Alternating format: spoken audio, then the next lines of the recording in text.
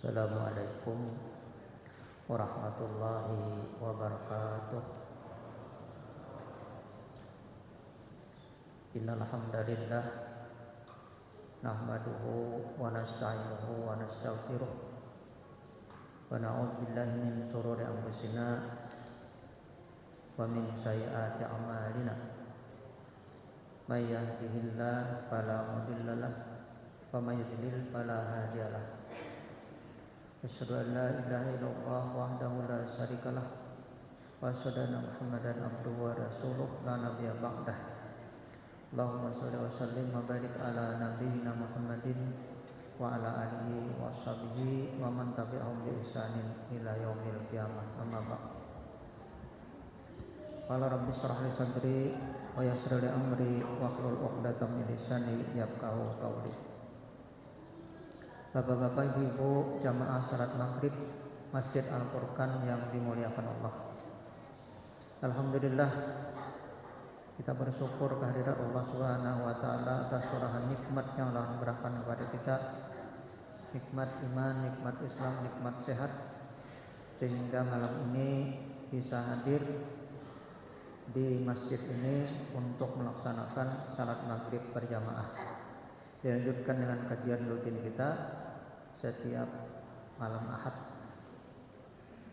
Kemudian salawat dan salam semoga selalu tercurah keharibaan pemimpin orang-orang bertakwa, yaitu Nabi Muhammad SAW, keluarga beliau, sahabat beliau, dan mereka yang mengikuti jalan kaki beliau hingga akhir zaman. Bapak Ibu yang dirahmati Allah Subhanahu wa taala, pemilihan umum sudah selesai, tapi kisahnya masih panjang. Masih banyak yang kadang menerima kekalahan, begitu kah? Mudah-mudahan ada hikmah yang terkandung di dalamnya. Ulun malam tadi di Palai-Hari itu mereka bercerita bahwa di Palai-Hari itu duit dibagi sampai dengan 300.000 rupiah. 300.000 rupiah itu di Palai-Hari. Kemudian sebelum pemilihan di LRBU juga menelpon, ya, dibagi duit bahkan sampai 500.000 satu amplop. Nah, di Banjarmasin barangkali dia sudah tahu juga, mendengar banyak yang berbagi duit. Ini apa hukumnya ini? Ya hukumnya suap, ya, atau dalam bahasa lainnya, bahasa Arabnya adalah riswah namanya. Allah melaknat yang memberi suap dan yang disuap. Satu hadis, di lain hadis Rasulullah melaknat yang memberi suap dan disuap. Dua hadis, hadis riwayat Ahmad. Yang ketiga, Allah melaknat yang memberi suap, yang diberi suap, dan perantara suap. Hadisnya dhaif. Jadi yang ketiga tadi hadisnya dhaif, termasuk perantara suap, walaupun hadisnya dhaif. Nah, Bapak Ibu rahmati Allah Subhanahu wa taala, apa arti laknat Allah Subhanahu wa taala di sini? Arti laknat di sini adalah dosa besar, satu artinya. Jadi termasuk dosa besar adalah suap. Termasuk dalam pemilihan RT kah, pemilihan kepala desa kah, pemilihan bupati kah, wakil wali kota kah, pemilihan gubernur kah, pemilihan presiden kah, legislatif kah, itu disebut dengan suap. Walaupun tulisannya mohon, ada tulisannya di situ, mohon syarat hajat aja. Nah, itu penghalusnya aja, walaupun bahasanya mohon salat hajat tetap aja suap, ya. Walaupun mohon salat hajat tulisannya tetap aja suap. Nah, bagaimana dengan laknat tadi? Laknat itu artinya adalah dosa besar. Itu pengertian laknat. Kemudian yang kedua, pengertian laknat adalah dijauhkan dari rahmat Allah Subhanahu wa taala. Dijauhkan dari rahmat Allah Subhanahu wa taala. Artinya laknat. Jadi Allah melaknat artinya jauh dari rahmat Allah Subhanahu wa taala. Kemudian status duitnya itu haram bagi yang memberi dan penerima. Apa akibat lainnya? Akibat lainnya adalah belum bacakan ya suatu hadis yang berbunyi demikian. Nabi bersabda, wahai Sa'ad, perbaikilah cara makanmu, maka kamu akan menjadi orang yang dikabulkan doanya. Jadi salah satu syarat dikabulkan doa adalah makanan kita halal. Nabi bersabda, wahai Sa'ad, perbaikilah cara makanmu, maka kamu akan menjadi orang yang dikabulkan doanya. Demi zat yang diri Muhammad SAW ada di tangannya, sesungguhnya jika seorang hamba memasukkan ke dalam perutnya sesuatu barang haram, jadi kalau seseorang itu memasukkan ke dalam perutnya sesuatu barang haram, maka Allah tidak menerima amalnya selama 40 hari. Allah tidak menerima amalnya selama 40 hari. Jadi ada 3 macam pengertian tadi. Pertama, laknat itu artinya dosa besar. Yang kedua, laknat itu artinya jauh dari rahmat Allah. Kemudian yang ketiga, barang yang maksudnya ke dalam perutnya itu mengakibatkan amalnya tidak diterima selama 40 hari. Dan siapa saja yang dagingnya tumbuh dari barang haram, maka nerakalah yang paling pantas untuk memakannya. Abu Yahya Al-Fatat meriwayatkan dari Mujahid dari Ibnu Abbas radhiyallahu, dia berkata, Allah tidak akan menerima salat seseorang yang di dalam perutnya terdapat makanan yang haram. Apa maksudnya? Allah tidak menerima amalnya selama 40 hari. Artinya tidak mendapatkan nilai pahala di sisi Allah Subhanahu wa taala. Tapi tetap wajib melaksanakan ibadah, tetap wajib melaksanakan salat. Cuman maksud tidak diterima salatnya, tidak diterima ibadahnya adalah ibadahnya, salatnya tidak diterima, maksudnya tidak mendapat pahala di sisi Allah Subhanahu wa taala. Ini maksudnya. Nah, ini salah satu perusak amal. Jadi korupsi itu perusak amal, sama aja dengan suap ya.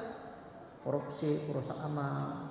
Nah, itu perusak amal maksudnya tidak diterima amalnya oleh Allah Subhanahu wa taala. Kalau duitnya itu disedekahkan, Bang, korupsi disedekahkan duitnya, maka sedekahnya pun tidak diterima oleh Allah Subhanahu wa taala. Atau korupsi misalnya dibawa naik haji, maka hajinya akan diterima oleh Allah Subhanahu wa taala. Nah, ini bahaya daripada makanan yang haram. Bahkan di dalam sebuah hadis, barang siapa yang salat dengan memakai baju yang harganya 10 dirham, nah ini bukan makanan nih. Jadi baju atau padanya duit suap tadi atau duit korupsi itu ditukarkan baju. Misalnya kada dimakan. Nah, di sini ada hadis mengatakan barang siapa salat dengan memakai baju harganya 10 dirham dari yang haram, maka salatnya tidak diterima oleh Allah Subhanahu wa taala. Artinya tidak mendapatkan pahala. Tidak mendapatkan pahala. Nah, itu sedikit tentang suap menyuap yang sudah terjadi. Yang semakin tahun semakin berbanyak, bukan semakin sedikit. Ini menunjukkan bahwa dakwah tentang suap menyuap ini belum sampai ke masyarakat. Walaupun ada yang mendengar, tapi mereka menganggap bahwa yang keras itu penceramah. Jadi ada aja yang mendengar nih. Di antara mereka yang menerima itu ada yang mendengar, bah karas bara sidin itu aja. Nah, padahal seorang orang memilih sidin itu juga, apa aja menyakan memberi. Pas kebetulan memberi, ya kebetulan anak memilih sidin juga itu. Nah, tetap baik karena juga ya ada. Nah, ini penghalus bahasa macam-macam. Bahkan ada kawan ulun beberapa tahun yang lalu itu bercerita, dirinya sendiri yang bercerita, dirinya sendiri sebagai pelakunya dirinya sendiri, yaitu ini di Amtai, rumahnya di Alabio, kawan ulun itu habis 800 juta rupiah. Bah, pada sekitar 800 juta pastilah. Kalau itu modal berdagang, bah banyak banget itu. banyak badan. Kalau misalnya diulahkan kos-kosan bisa 10 buah kamar bisa. Nah, halal lagi lah. Ya Allah, halal itu. Tapi karena mungkin emosi ya, mungkin ilmunya kada sampai atau sampai juga tapi ragu-ragu, maka orang berlomba-lomba untuk suap menyuap. Bahkan masyarakat ini juga menunggu juga orang. Jadi sama menunggu sampai malam Rabu itu nah, ada yang menunggu sampai jam 11, jam 12 ada guringan menunggu kalau ada yang memberi gitu lah. Nah. Kesempatan ya kan, kesempatan. Nah, ini kan. Bahkan kalau kita ini berharap ada putaran kedua, kita nih. Artinya mudah-mudahan calon kita menang kan ada putaran kedua. Itu harapan kita. Tapi kalau harapan mereka yang dapat duit tadi berharap juga putaran kedua.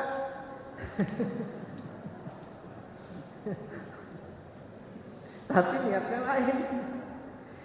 Kalau kita berharap putaran kedua, mudah-mudahan ada harapan menang. Kalau mereka berharap putaran kedua dapat duit pulang, itu masalahnya bedanya lawan kita. Nah itu ya. Nah ini salah satu syarat diterimanya amal adalah uang yang dimakan halal, barang dimakan halal.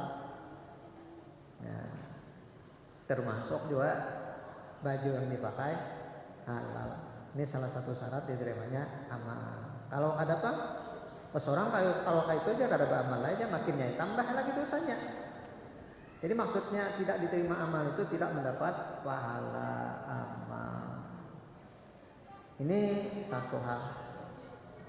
Kita selesailah membahas masalah itu. Kisah lain aja pulang.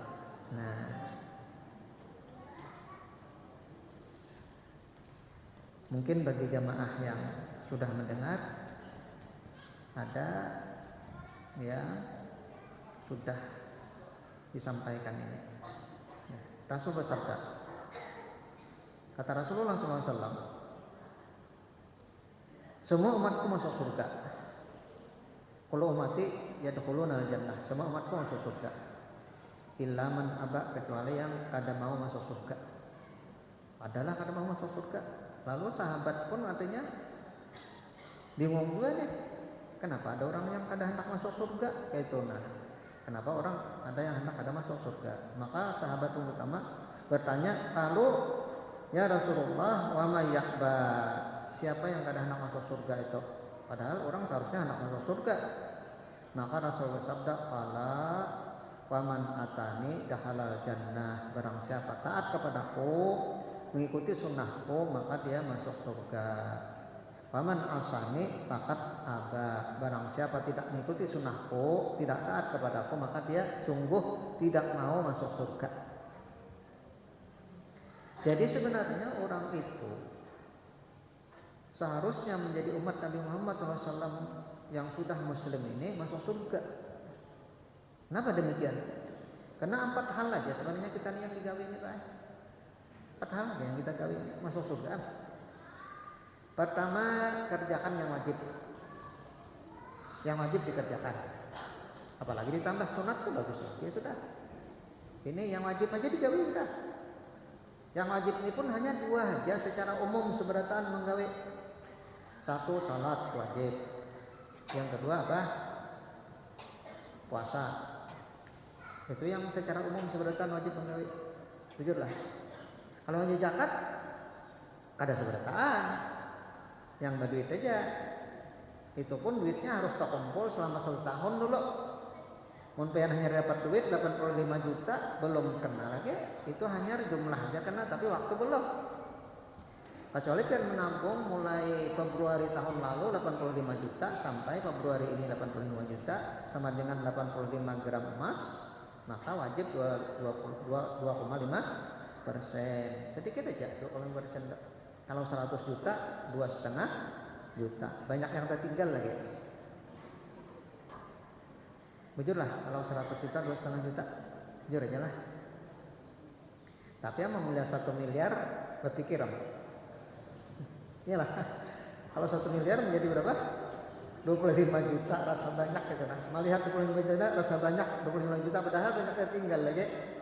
975 juta yang ditinggal, tapi melihat yang dilihat tuh 25 jutanya aja kan. Itu Pak, kita ini melihat yang tak keluar itu nah, padahal yang sisanya masih banyak lagi. Ini contoh. Ya ini kada semua orang ini. Haji Pak, kada wajib juga kecuali bagi yang mampu. Jadi hanya dua aja sebenarnya. Yang wajib seberataan itu dua aja lah. Yaitu salat dengan puasa. Kalau zakat yang berduit, kalau haji yang berduit juga.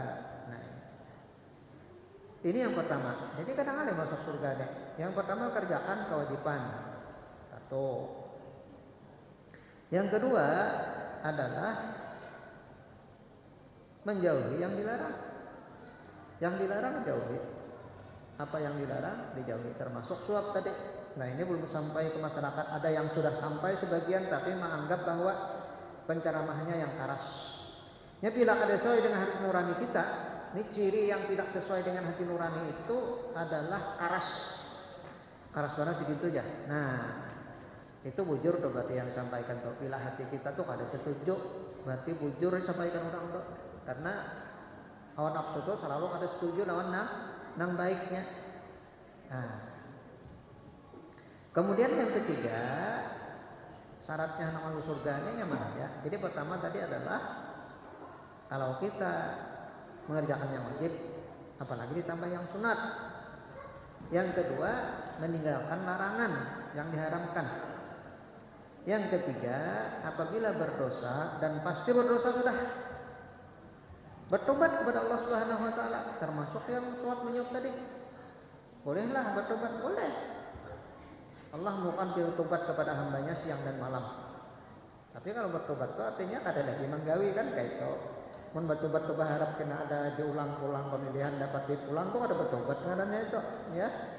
Bertobat artinya ada lagi menggawi itu.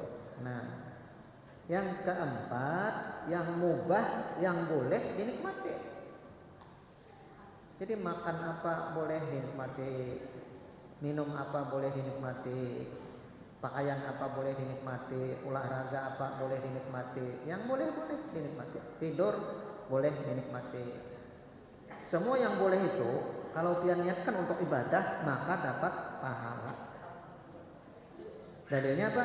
Innamal a'malu binniyat. Sesungguhnya amal itu tergantung kepada niat. Jadi amal itu tergantung kepada niat. Kalau pian misalnya tidur guring bahasa kita, niat untuk mudah ibadah dapat pahala. Karena kalau hendak mengharapkan pahala yang pian gawe aja sedikit benar. Lebih banyak yang waktu pian kada beribadah secara khusus gitu nah. Lebih banyak guring daripada sembahyang juga. Kan lebih banyak guring daripada sembahyang kita. Kalau hitung-hitungan. Demikian juga jalan kaki, olahraga, makan aja kan mungkin 10 menit kita. Tapi kalau yang niatkan makan itu adalah untuk ibadah, kekuatan ibadah, maka mendapat pahala. Demikian juga mandi. Mandi itu mungkin 10 menit kita bersih-bersih. Nah kalau yang niatkan untuk ibadah, kesegaran beribadah, kemudahan beribadah, agar bau harum beribadah, maka mendapat nilai pahala di sisi Allah Subhanahu wa taala. Innamal a'malu binniyat. Ya jadi kadang-kadang masuk surga nih. 4 tadi aja yang wajib dikerjakan, kemudian yang dilarang ditinggalkan. Kalau berdosa mohon ampun, yang mubah dinikmati. Kadang-kadang masuk surga lah sudah kita ya. Jadi kalau salah itu ya bertobat kepada Allah Subhanahu wa taala. Nah, Bapak Ibu rahmati Allah Subhanahu wa taala, itu salah satu syarat diterimanya amal tadi adalah makanan kita, minuman kita, pakaian kita halal. Kemudian syarat diterimanya amal lagi adalah tidak syirik kepada Allah Subhanahu wa taala.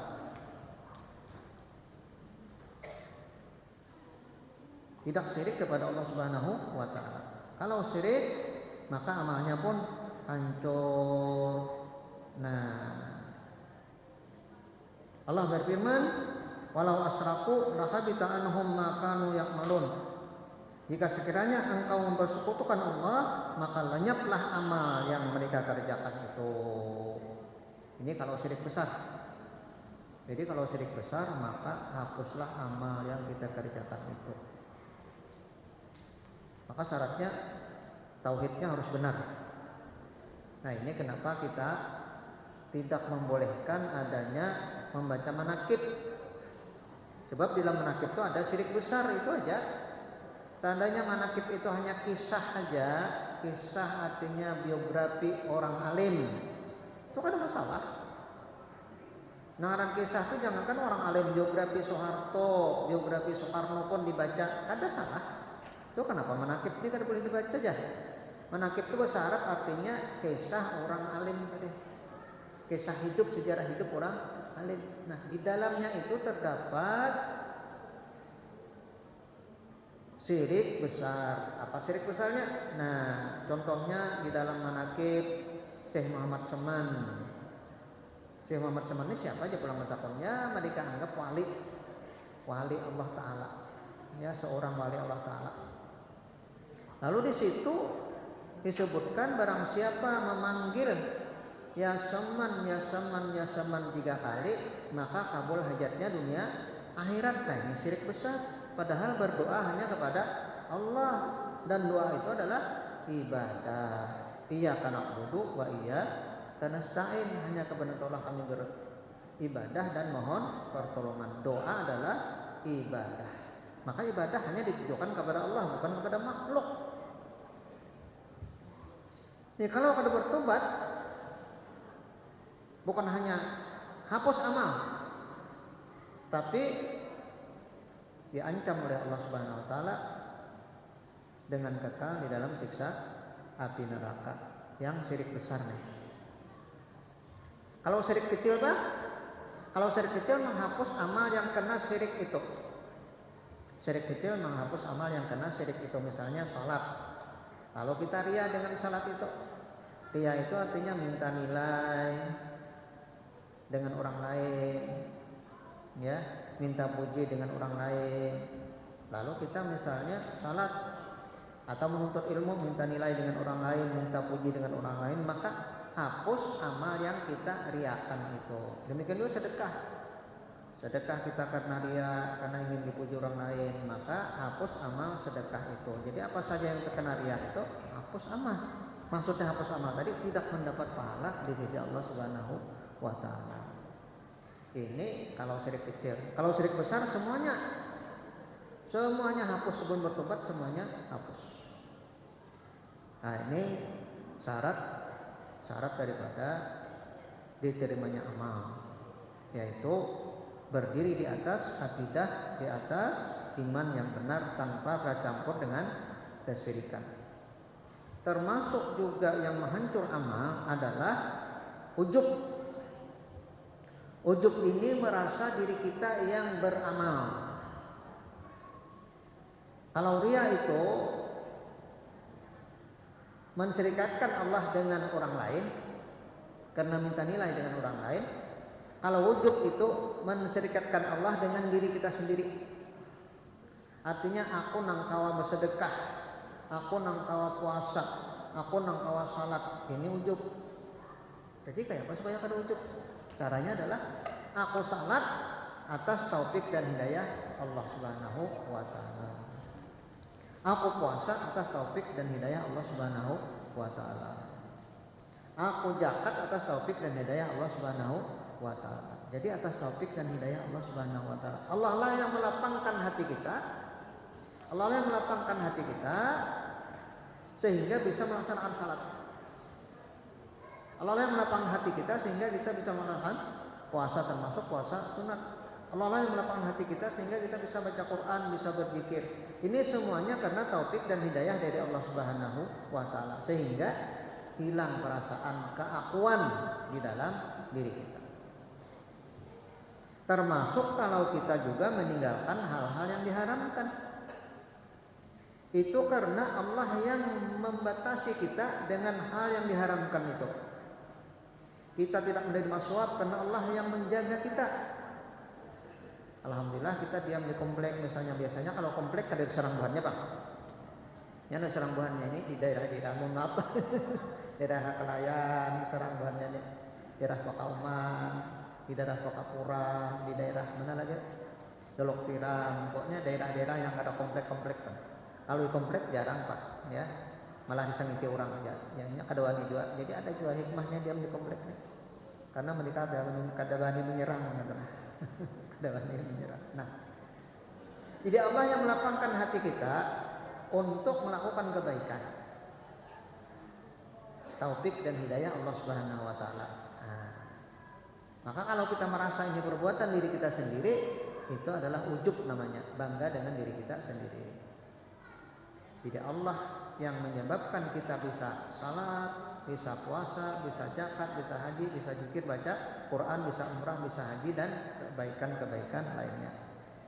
Itu tidak terlepas daripada pertolongan Allah Subhanahu wa taala. Makanya tadi ayatnya iyyaka na'budu wa iyyaka nasta'in. Hanya kepada Engkaulah kami beribadah dan mohon pertolongan untuk ibadah maksudnya. Jadi kembali ke muka tadi pulang. Iyyaka na'budu wa iyyaka nasta'in, hanya kepada Engkaulah kami beribadah dan mohon pertolongan. Artinya kita ini beribadah karena pertolongan Allah Subhanahu wa taala. Itu tandanya Allah cinta kepada kita. Bahkan pian ini diberi Allah Subhanahu wa taala perasaan tidak bosan. Perasaan tidak malas untuk beribadah. Kalau pian nih makan hari ini tempe, esok tempe pulang, esoknya tempe pulang. Mungkin pian ini bosan nih. Tempe tarus saja. Nah, kan itu. Atau ayam juga misalnya. Hari ini ayam, esok ayam, esoknya ayam sampai 3 hari, pasti pian bisa tahu ucap nih ayam tarus saja diganti panggilan lain bosan. Tapi anehnya pian salat 5 kali sehari bahkan datang ke masjid kada bosan. Ini suatu keanehan ya. Seandainya kena pian sendiri bosan pian. Contohnya makan aja nah, bosan pian. Nah ini aja jadi waktunya terus ya. Nah, hendak ayun mau mengalih rasa aja. Nah, ini contohnya. Tapi karena taufik dan hidayah Allah Subhanahu wa taala, pian salat 5 waktu, bahkan ke masjid kamu salat kada ada masa bosan. Justru kalau ketinggalan berjamaah maksudnya, merasa rugi. Nah, itu contoh Allah membukakan hati kita untuk melakukan kebaikan. Demikian juga Allah yang menghalangi kita untuk melakukan kemaksiatan, untuk melakukan kekufuran, untuk melakukan kejelekan dan lain-lain. Nah, itu dari Allah Subhanahu wa taala. Allah berfirman di dalam surah Al-Hujurat ayat 7, kata Allah Subhanahu wa taala, "Walakinallaha habbaba ilaikumul iman wa zayyanahu fi qulubikum wa karaha ilaikumul kufra wal fusuqa wal isyan ulaika humur rasyidun."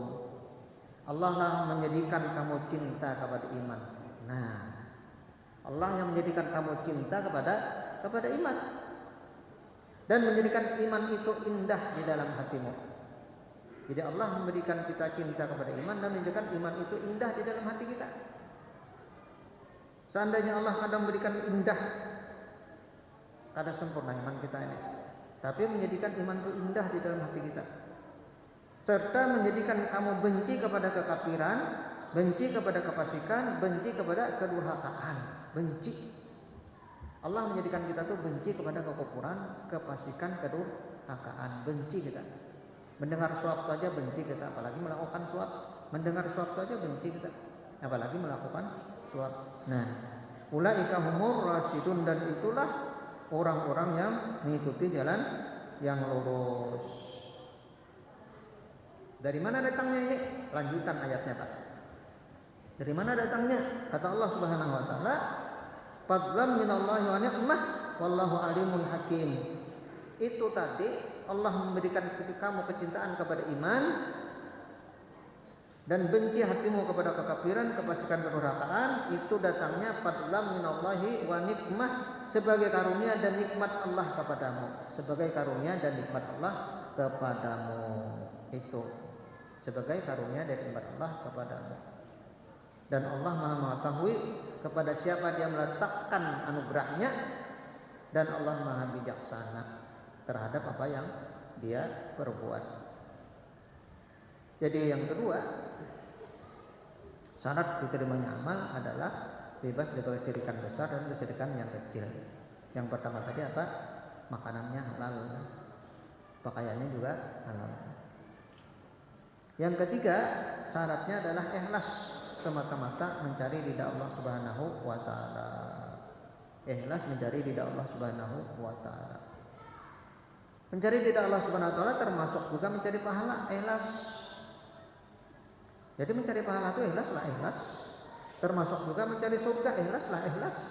Jadi kalau kita mencari surga, mencari pahala, ikhlas, karena Allah sendiri yang menjanjikan pahala bagi orang yang berbuat kebaikan. Allah sendiri yang menjanjikan surga bagi orang beriman dan beramal saleh. Yang keempat adalah sesuai dengan tuntunan Nabi Muhammad SAW. Kalau pada sesuai tuntunan, maka tidak diterima ibadahnya. Oleh karena itulah Muhammadiyah ini memberikan terus pesan kepada kita agar beribadah sesuai dengan tuntunan. Kalau ada sesuai dengan tuntunan, maka disebut dengan bid'ah namanya. Jadi bid'ah itu lawan daripada sunnah. Maka orang mengikuti Nabi Muhammad SAW dari ibadah tadi, itu orang mengikuti sunnah maksudnya. Yang tidak mengikuti sunnah disebut dengan melakukan kebid'ahan. Dan semakin sehari, kata Nabi, semakin sehari, semakin lama kebid'ahan itu semakin banyak.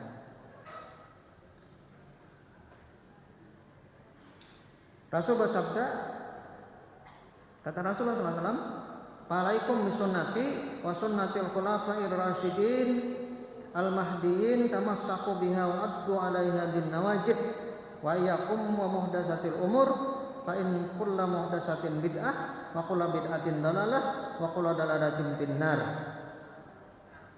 Karena itu hendaklah kamu berpegang teguh kepada sunnahku, sunnah Nabi Muhammad SAW. Artinya apa yang digawi Nabi, apa yang digawi sahabat. Pegang teguhlah sekuat-kuatnya. Pegang teguhlah sekuat-kuatnya. Dan hati-hatilah terhadap setiap perkara yang baru atau bid'ah. Karena setiap perkara yang baru itu disebut dalam agama adalah bid'ah. Yang baru dalam agama. Kalau dalam dunia ada apa? Kalau dalam dunia ada apa? Dahulu ada handphone, sekarang ada handphone, itu bid'ah juga, tapi itu bukan bid'ah dalam agama. Dahulu naik haji orang dari Jeddah ke Mekah ke Madinah naik onta, sekarang naik bis, bahkan ada kereta cepat, itu bid'ah juga, cuma bid'ah yang dibolehkan karena bukan dalam masalah agama. Jadi jangan sampai tertipu kita, karena ada orang yang menipu ini kisahnya. Sempian tujar dari ujung rambut sampai ujung batis bid'ah aja, betul. Tapi bid'ah yang dalam masalah dunia. Nah, yang kada boleh itu bid'ah dalam masalah agama, sesuatu yang baru dalam masalah agama. Nah, setiap yang baru itu bid'ah dan setiap bid'ah itu sesat. Setiap yang baru dalam agama itu bid'ah dan setiap yang bid'ah itu sesat. Dan yang sesat itu tempatnya adalah di neraka. Hadis riwayat Nasa'i dan Tirmidzi. Nah, lalu yang menyampaikan hadis ini dipadahkan karas. Nah, itu padahal menyampaikan aja. Jadi kalau ada yang bahasa neraka, bahasa bid'ah, bahasa laknat, itu lalu yang ceramah ini yang disalahkan. Si dulu karas benar ceramah aja, padahal karena kada sesuai dengan hati nuraninya. Nah, kalau sesuai dengan hati nuraninya, pasti itu bagus ya, lembut aja ceramah aja. Tapi kalau kada sesuai hati nuraninya, ada laknat lah, ada dosa besar lah, ada bid'ah lah, ada neraka lah. Ini kan bacaan dari Nabi yang dibacakan, ini bukan kita, ini hanya sekedar membacakan aja lalu dianggap karas. Padahal ada bang istilah agama ini karas lawan lemah tuh ada. Cuma yang ada tuh sesuai. Kalau hati nurani kita ada kan. Kalau kita ini sudah tagawi lalu kalau sesuai dengan hati lalu ay karas. Nah, itu kan sama lawan suap tadi. Karena hendak mengambil duit, orang kada memeliharkan, lalu harus benar itu aja. Nah, karena hati nuraninya ini yang kada sesuai. Nah, barangkali sampai sini dulu ulun sampaikan apa yang menjadi ceramah malam ini mudah-mudahan bermanfaat bagi kita semua. Jadi salah satu yang perlu diperhatikan oleh kita yang mungkin belum banyak diceramahkan adalah bahwa salah satu syarat daripada diterima ibadah itu adalah harta yang didapat daripada yang halal. Jangan sampai kita bergelimang di dalam yang haram. Termasuk riba adalah haram. Termasuk riba adalah haram. Jadi kalau berdagang dengan cara meminjam duit di bank itu adalah terkena riba yang haram. Dagang minjam duit di bank itu termasuk riba yang haram, dan ini termasuk dua, artinya syarat tidak diterimanya ibadah karena makanannya dari yang haram itu. Demikian, waktunya sudah sampai. Kita tutup dengan qiraatul majelis. Subhanakallahumma wa bihamdika asyhadu an la ilaha illa anta astaghfiruka wa atubu ilaik. Assalamualaikum warahmatullahi wabarakatuh.